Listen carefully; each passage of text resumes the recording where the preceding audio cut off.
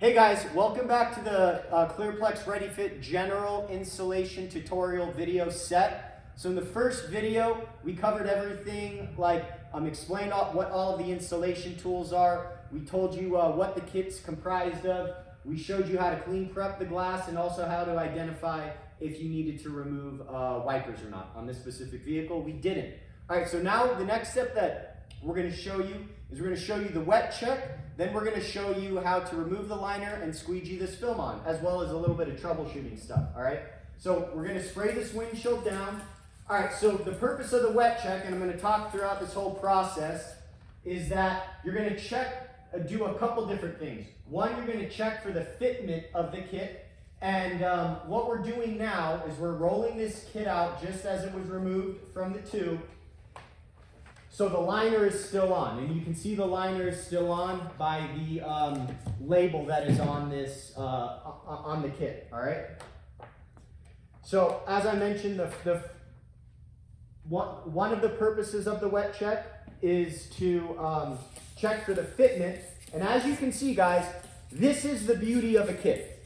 If you have ever installed ClearPlex, you know that if you roll a bulk piece of film over a piece of glass, you're going to have massive fingers everywhere, okay? So this kit was just removed from the tube, and when we were unrolling it from that core, that's the first time this kit has been laid over this piece of glass.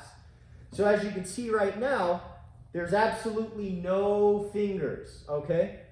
What we're doing in this wet check is we're using our hands just to kind of distribute the stress of the glass over the film. We're stretching the film over the glass and checking for the fit. Additionally, what you're going to check for in the wet check process is you're going to look for any creases, all right? The creases might have been caused during improper shipping and handling. You're checking for maybe anything that we had done in the manufacturing process that wasn't caught in quality control. So this is your time to make any what are called out-of-box warranty claims, right? Out-of-box warranty claims are defects in the film that are noticed when the liner is still on the film. What I want to make sure that you guys know is once you remove this liner, we will not honor any out-of-box warranty claims. So you cannot call us and say, hey, I laid the film down, the film stuck to the glass, and I noticed a crease. That's something that you have to identify during this wet check process, all right? So just make sure that you do a good job of looking at the film. We're looking at this film. We can't notice any creases. If there are any creases, you'll be able to notice it with the liner still on. So I just want to point that out. All right, so this concludes the wet check process. We're going to roll this film back up. We're going to clean prep one final time, and then we are going to lay this kit down. All right? So my partner's going to spray down the glass. We're going to give it, I'm going to run off screen for a second because we left our white scrub pads over here. Grab our white scrub pads, scrub down the glass. All right, right now we're working with a sense of urgency, okay? Because from this point forward, or once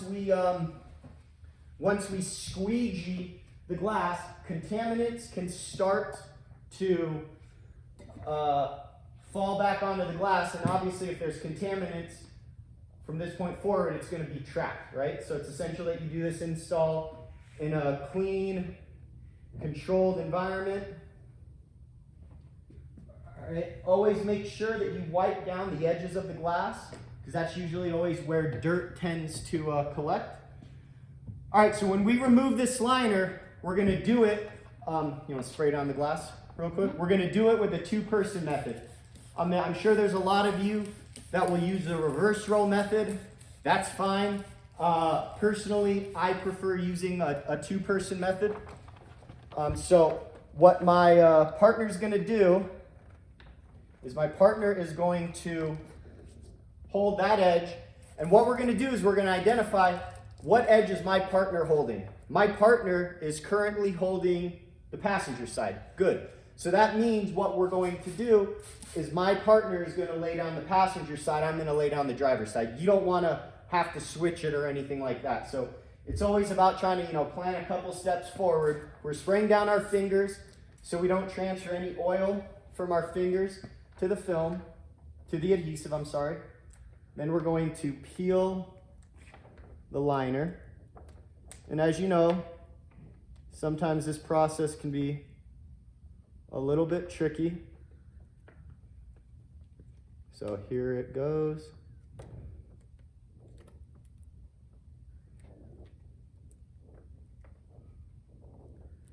There it goes.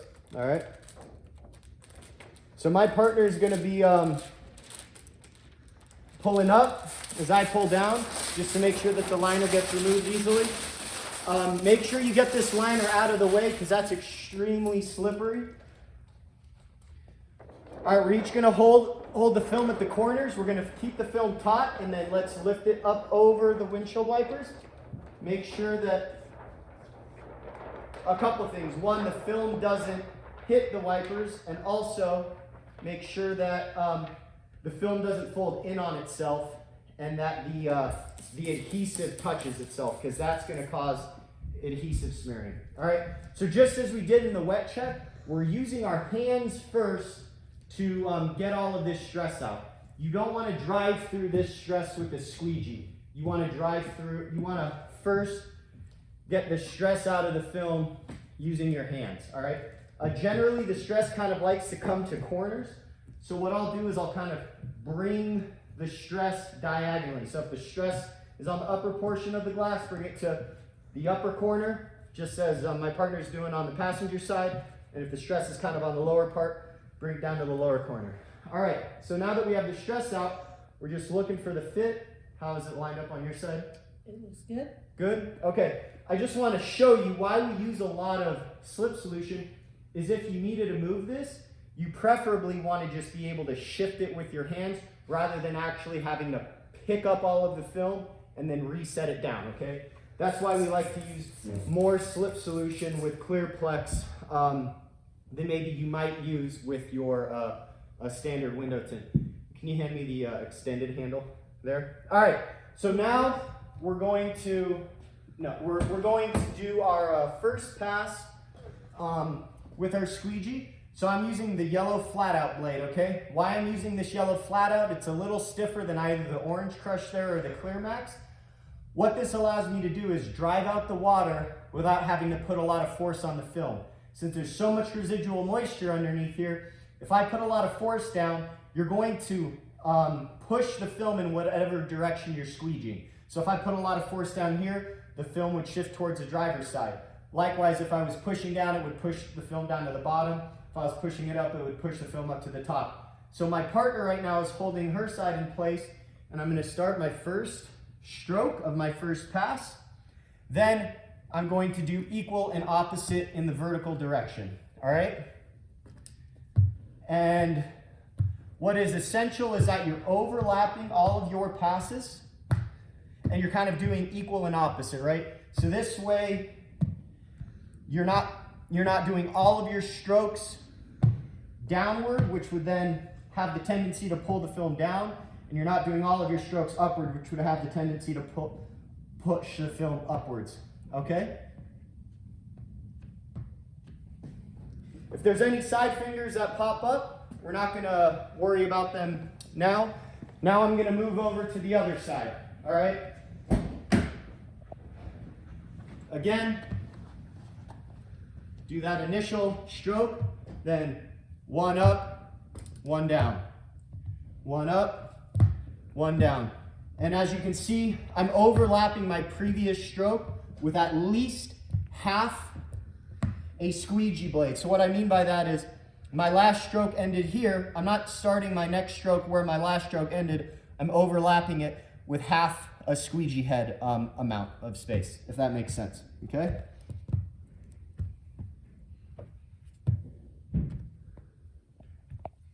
All right? Okay, so now I'm done with my first pass. Let me spray down the glass.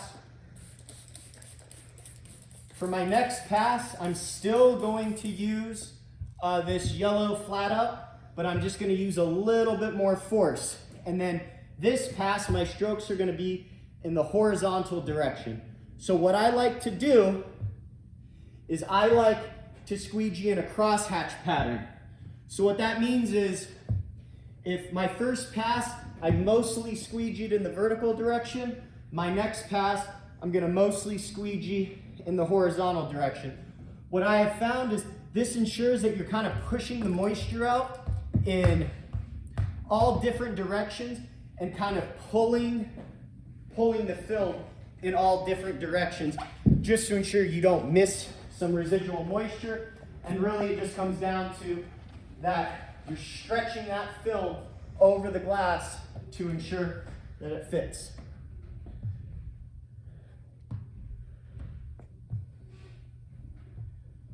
Okay, all right, so after this pass, what I'm gonna do is I'm gonna switch to the Clear Max or the Orange Max.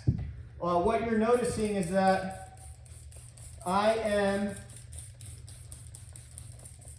wetting the surface of the film down between each and every pass, okay? This ensures that that you don't accidentally run over a dry piece of the film and accidentally scratch it, okay?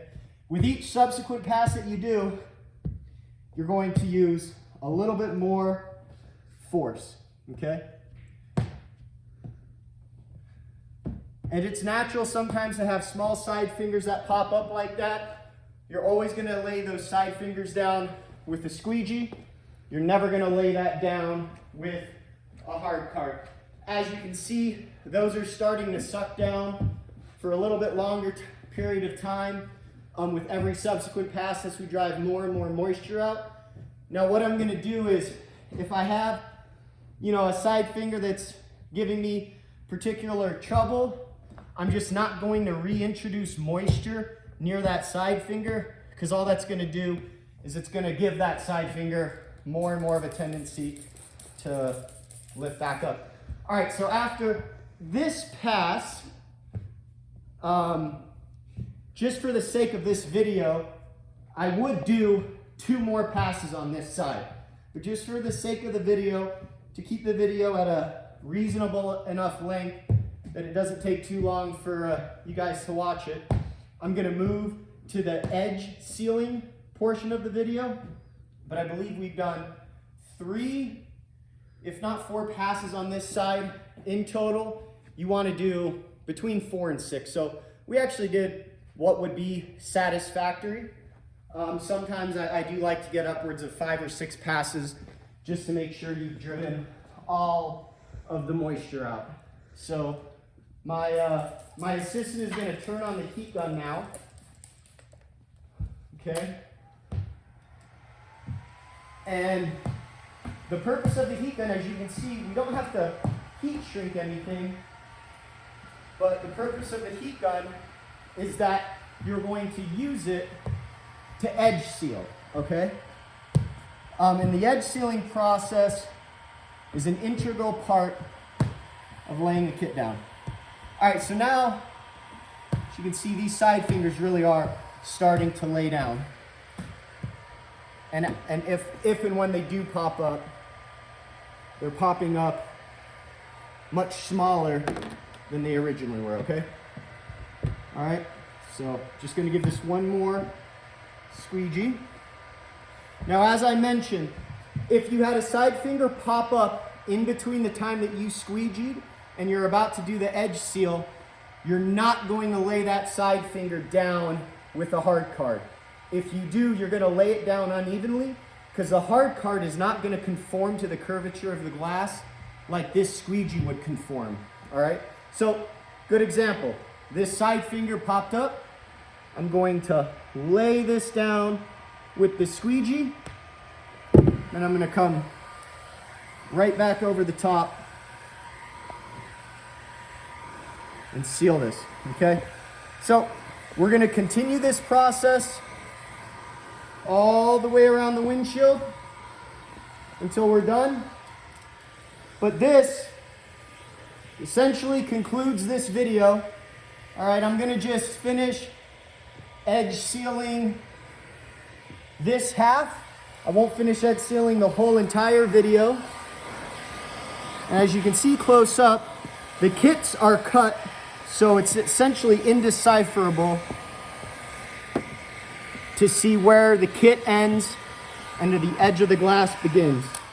So I'll grab the camera now, or I'll have my camera person come.